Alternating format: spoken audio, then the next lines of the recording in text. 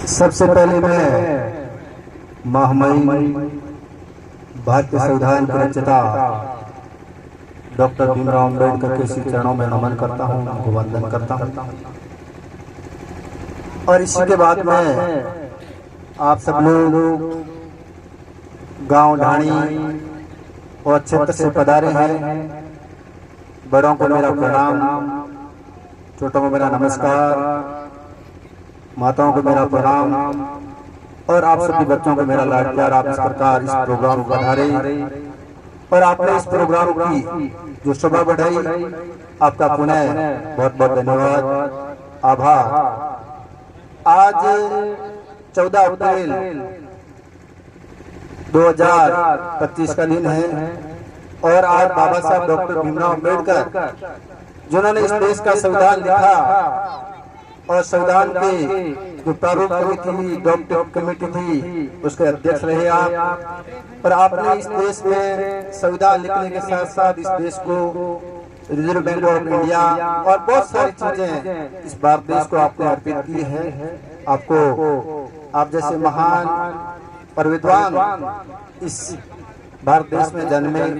बाबा साहब का जन्म 14 अप्रैल 1891 को महू मध्य प्रदेश में हुआ था।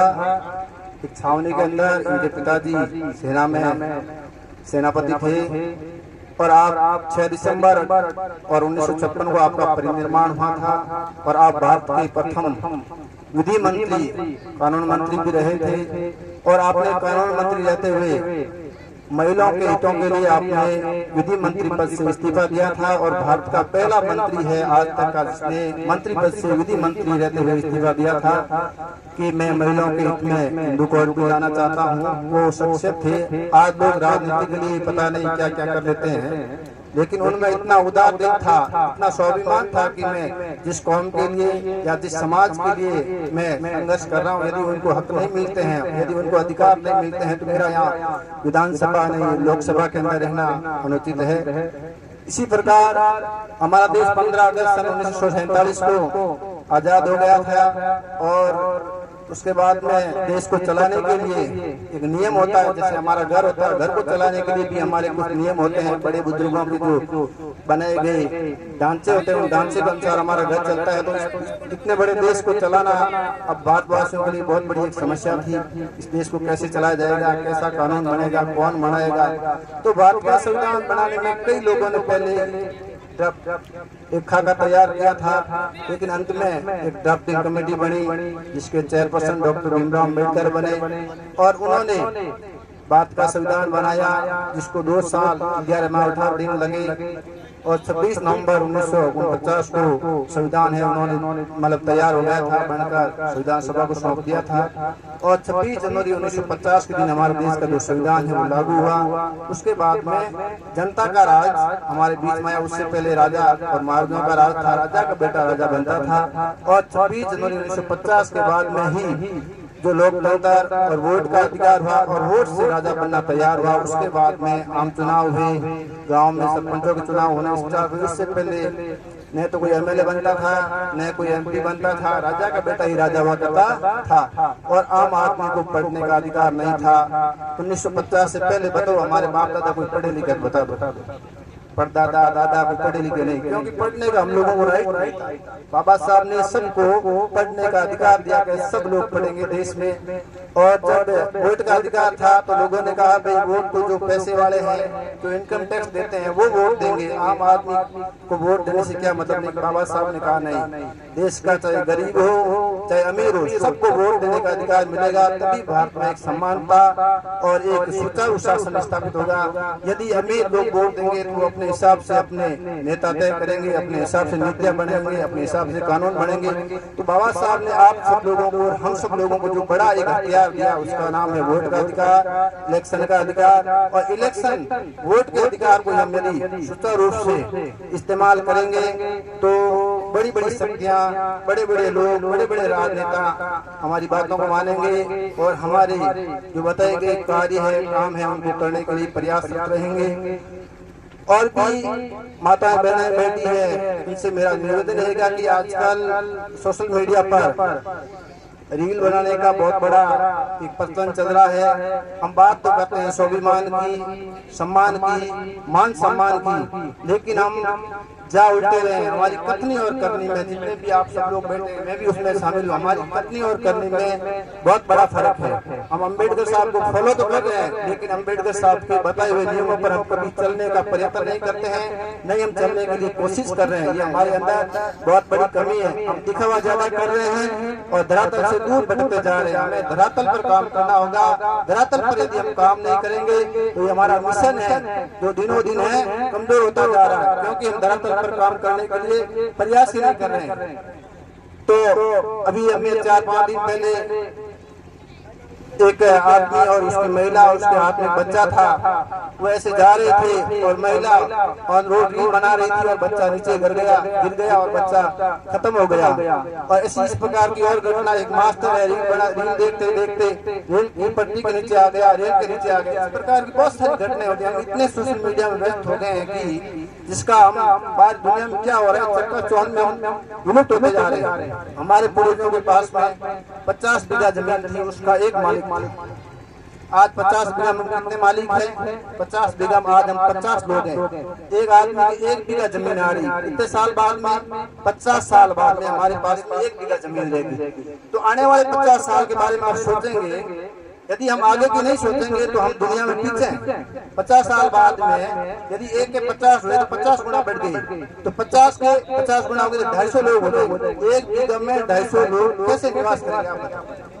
हम दिनों दिन जमीनें बेच रहे हैं और जमीनों को बेच रहे हैं, सस्ती रेट से बेच रहे हैं। जमीन लेने का हमारे पास कोई ऑप्शन नहीं है, नहीं हम कोई आर्थिक संसाधनों में कमजोर है। हम दिखावा कर रहे हैं, ब्याह शादी मत्ती बोझ इन सब में हम दिखावटी खर्चा कर रहे हैं। बच्चे स्कूल जा रहे हैं, नहीं जा रहे हैं, कोई ध्यान नहीं है। हमारा बच्चा BA पास कर लिया, B.Ed कर लिया, उनको कह दिए कि BA की फुल फॉर्म क्या है, बहुत सारे बच्चों को नहीं आती है। MA की फुल फॉर्म क्या है, बहुत सारे बच्चों को नहीं आती है। PTD क्या है, फुल फॉर्म नहीं आती है।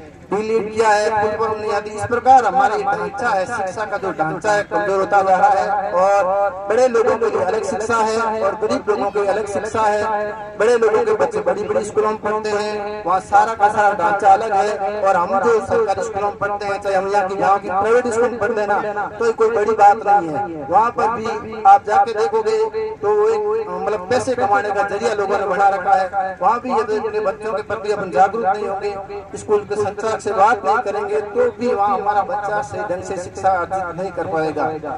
शिक्षा के साथ साथ बच्चों को संस्कार देना जरूरी है। यदि हमने बच्चों को संस्कार नहीं दिए और हमारे बच्चे संस्कारवान नहीं हुए तो हमारे लिए यही नरक है और यही स्वर्ग है। यदि हमारे बच्चे संस्कारवान हैं और अच्छे आदर्शों पर चल रहे हैं, सुबह उठते माँ बाप के पैर छू के स्कूल जा रहे हैं, माँ बाप की आज्ञा का पालन कर रहे हैं, तो मानिए कि आप स्वर्ग में जी रहे हैं। यदि आपका बच्चा माँ बाप की आज्ञा का पालन नहीं कर रहा है और माँ बाप के बताए हुए रास्ते पे नहीं चल रहा है और हमारी बेटी माँ बाप को ऊंचा दिखा करके कहीं दूसरी जगह अपने मनपसंद से शादी कर रही है, तो देखिए आप कहाँ जी रहे हैं, आप नरक में जी रहे हैं। यही स्वर्ग है और यही नरक है। बाहर आपको स्वर्ग और नरक ढूंढने की कोई आवश्यकता नहीं है। यदि हमारा बच्चा शाम को घर आता है और माँ पिताजी कहते हैं बेटा आपको 7 बजे घर आना है, तो बेटा रात 12 बजे आ रहा है, 5-10 दोस्तों के साथ देखे आ रहा है और महफिल कर रहा है, थोड़े पे पार्टी कर रहे हैं, तो इस देख के हम किधर जा रहे हैं? हमारा जो समाज है दिनों दिन है वो गर्त में जा रहा है। हम तो सोच तो रहे हैं विकास कर रहे हैं, लेकिन हम विनाश की ओर अग्रसर हैं। इसलिए युवा बंधुओं से, समाज के बुजुर्गों से मेरा करबद्ध निवेदन है कि समाज को सही दिशा देने के लिए आप लोग आगे आए और ये जो विनाश कि जो सोशल मीडिया आने के बाद में हर समाज में जो इन्फ्लुएंस फैला हुआ है विनाश का, वो दिनों दिन बढ़ता जा रहा है। और जो लोग सतर्क है वो तो इससे किनारा कर लेंगे और जो लोग अभी सतर्क नहीं हुए हैं वो इसमें इस प्रकार डूब जाएंगे कि पड़ोसी का घर जला रहा है, पड़ोसी की हत्या कर रहा है, बेटा बाप की हत्या कर रहा है। बेटी माँ की हत्या कर रही है। इस प्रकार की जो घटनाएं है ना, इसको रोकने के लिए आप सब लोगों को आगे आना होगा। और इन सब के पीछे क्या कारण है? सबसे बड़ा सोशल मीडिया है। और हमारे यदि बड़े बुजुर्गों ने कहा था कि चरित्र का निर्माण सबसे पहले, यदि हमारे अंदर चरित्र नहीं है, अच्छे संस्कार नहीं है, अच्छे लक्षण नहीं है, चाहे हम कितने भी पढ़े लिखे हैं, हमारा पढ़ना बेकार है, निरर्थक है, उस पढ़ाई का हमारा कोई औचित्य नहीं है। यदि आप अनपढ़ हैं और आप कम पढ़े लिखे हैं, यदि आपके अंदर संस्कार है, आप बड़े बुजुर्गों का सम्मान करते हैं, एक दूसरे का आदर करते हैं, एक दूसरे के सुख दुख में काम आते हैं, तो आप सबसे बड़े विद्वान और पढ़े लिखे आप लोग हैं। अनपढ़ होते भी आप पढ़े लिखों से बेहतर है। तो आजकल देखिए पढ़े लिखे लोग आत्महत्या कर रहे हैं।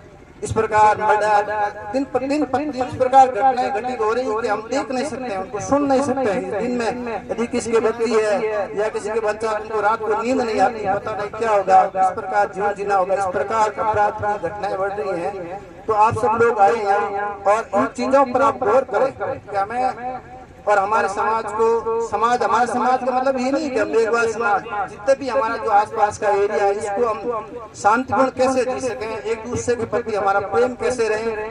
हम सोशल मीडिया पे बिना मतलब मैं कोई लेना देना नहीं है, किसी देवता को गाली निकाल रहे हैं, कोई किसी धर्म के लोगों को गाली निकाल रहा है। अभी हमारे मेघवाल समाज के लोगों ने बाड़मेर के अंदर एक मस्जिद में आग लगा दी। उनको क्या लेना देना बताओ, क्या लेना देना? अब उनके माँ बाप पीड़ित हुए, प्रताड़ित हुए, उनको जेड़े हुए। इसी प्रकार एक हमारे मेघवाल समाज के लोग एक बार दिल्ली गए थे, तो एक बच्चे ने वहाँ हनुमान जी की मूर्ति के सामने खड़े होकर पेशाब कर दिया। उनको क्या लेना देना बताओ? हम जा किधर रहे हैं? हम यदि डीजे के साथ घूम रहे हैं और नीला गमछा डाल के हम इधर उधर डोल रहे हैं ना, इसका मतलब ये नहीं कि हम अम्बेडकर साहब को फॉलो करें। बाबा साहब ने कहा था, मैं मूर्तियों में नहीं, मैं किताबों में हूँ। मुझे पूजने की नहीं, मुझे पढ़ने की आवश्यकता है, मेरे बताए गए सिद्धांतों पर चलने की आवश्यकता है। यदि हम बाबा साहब के बताए सिद्धांतों पर नहीं चलेंगे और बाबा साहब की मूर्तियों को दिन रात पूजेंगे और उनसे हम उम्मीद लेंगे कि बाबा साहब मुझे कलेक्टर बना दो, तो ये असंभव है। बाबा साहब के बताए रास्ते पर चलना होगा। यदि आप दिन में 500 रुपए कमाते हो और 100 रुपए साल को बचाते हो तो आप सफल हो। यदि 500 कमाते हो और 550 खर्च करते हो तो आपका जीवन और आपके बच्चों का जीवन और आपके समाज का जीवन है आने वाले 20 साल बाद में समाप्त हो जाएगा। आपको दुनिया में कोई पूछेगा नहीं कि हम किधर जा रहे हैं, आपसे कोई घमासमा नहीं करेंगे। सरकार की हरकत हो गई है। बाड़मेर जैसलमेर ये जैसा शांत एरिया था, वहाँ ये MD स्मैक जैसे नशों से कई घर कई परिवार बर्बाद हो गए। तो हम सब लोगों को नशे से दूर रहते हुए और भी शिक्षा के प्रति संस्कारवान शिक्षा अर्जित करते हुए आगे बढ़ना होगा। मैंने मेरी बात को बहुत लंबा और गहराई से खींचा है और इसी के साथ मैं मेरी बात को और इसके बाद मैं ये कहना चाहता हूँ, जो शिक्षा है, आप साल में 15 अगस्त और 26 जनवरी 2 दिन स्कूल के अंदर प्रोग्राम होता है, वहाँ आप जाइएगा। आपकी श्रद्धा के अनुसार 100, 200, 500 रुपए वहाँ दीजिएगा। स्कूल के अध्यापकों का मोटिवेशनल कीजिएगा, उनसे कहिए कि हमारे बच्चे हैं, आपके बच्चे हैं, गांव के बच्चे हैं, आप इनको अच्छा पढ़ाएंगे तो जरूर आपके बच्चों को अच्छी शिक्षा मिलेगी। वहाँ जा करके हम अपना रोग बताते हैं, माँ साहब ऐसे नहीं है, ऐसे नहीं, तो आपके बच्चों को पढ़ाने वाला टीचर भी नहीं पढ़ाएगा। इसलिए आपको शांति से सब चीजों में भाग लेना है। शांति सबसे बड़ी उपलब्धि है। गौतम बुद्ध ने भी शांति का मार्ग अपनाया था और गौतम बुद्ध ने कहा था, पहले किसी चीज को मानो, पहले किसी चीज को जानो, उसके बाद में मानो। हमने किसी चीज को जाना ही नहीं, कौन आदमी अच्छा है कौन बुरा है, लेकिन हम उसकी बिना मतलब किसी को देखा नहीं, उसकी दिन रात बुराई करते रहते हैं सोशल मीडिया पे। तो ये बुराई करना, अपने आप को छोड़ना होगा और अपने जो कर्म है उसको अपने को अच्छा बनाना होगा, शालीन बनाना होगा। और इसी के बाद में एक जो एक कलिंग का युद्ध हुआ था गौतम बुद्ध और अशोक सम्राट के बाद में, उसके बाद में मैं मेरी बात को समाप्त करूंगा। 351 ईसा पूर्व में एक कलिंग का युद्ध हुआ था, जिसमें एक तरफ सम्राट अशोक राजा थे और एक तरफ सामने की सेनाएं तो राजा थी। तो दोनों के बीच में भयंकर युद्ध हुआ। युद्ध इतना हुआ कि लाखों लोग मारे गए। अब लाखों लोग मारे गए तो उसमें सम्राट अशोक है वो जीत गई। सम्राट अशोक युद्ध जीते तो उसके दो सेनापति थे, दो सेनाएं थी, दो सेनाओं के अलग अलग सेनापति थे। तो एक सेनापति आया कि महाराज हम युद्ध जीत गए, तो क्या बहुत बड़ी बात है। दूसरा कोई सेनापति था नरम दल का, उन्होंने कहा महाराज हम युद्ध हार गए। यार हम युद्ध हारे कैसे, युद्ध जीते? क्या नहीं साहब हम युद्ध हार गए। तो कैसे आ रहा बताओ, आप हमारे साथ चले। तो युद्ध स्थल पर गए। अब 1 लाख लोग यदि मारे जाते हैं तो किसी की गर्दन कट गई, किसी का हाथ कट गया, किसी का पैर कट गया, किसी की आंखें फूटी हुई, किसी की आंतें बाहर हुई, बहुत सारा इस प्रकार का वो दृश्य देखा। तो उन्होंने कहा देखो हम युद्ध जीते हैं या हम हारे। तो उन्होंने कहा हम युद्ध जीते नहीं, हम युद्ध हारे। यहाँ लाख लोग है, किसी को कौवा नोच रहा है, किसी को बाघ नोच रही है, किसी के शरीर को, किसी को कुत्ता नोच रहा है, किसी को बिल्ली नोच रही है। इस प्रकार का जो दृश्य देख करके उन्होंने कहा भाई हम युद्ध हार गए। उसके बाद में सम्राट अशोक ने प्रण लिया कि मैं कभी जिंदगी में युद्ध नहीं करूंगा, और उन्होंने बौद्ध धर्म अपनाया। और पूरे संसार में सबसे बड़ा कोई महान सम्राट हुआ है, उसका नाम था अशोक सम्राट। उसके नाम के आगे लगता है महान सम्राट अशोक। और उन्होंने बौद्ध धर्म की स्थापना की। और बौद्ध धर्म में यह सिखाता है कि हम शांति के मार्ग पर चले और अच्छे मार्ग पर चले। क्रांतिकारी जरूर होना चाहिए क्रांतिकारी, लेकिन इतनी भी क्रांति नहीं लानी चाहिए कि सामने वाले कोई दोष नहीं है, उनको हम प्रभावित कर रहे हैं या उनको हम बिना मतलब इन्फ्लुएंस कर रहे हैं। तो इस प्रकार जब वो तब उससे हमें शिक्षा मिलती है कि शांति की जीत है वो युद्ध की जीत से बेहतर होती है। हमें किसी को जीतना है तो शांति के बल पर जीतिए, युद्ध के बल पर हम किसी को जीत नहीं सकते हैं। और जीतोगे तो उसके बुरे परिणाम होंगे। जय हिंद, जय भारत। मेरी बात को आप तक पहुँचाया, क्षमा प्राप्त, किसी बात में कोई गलती हो गई तो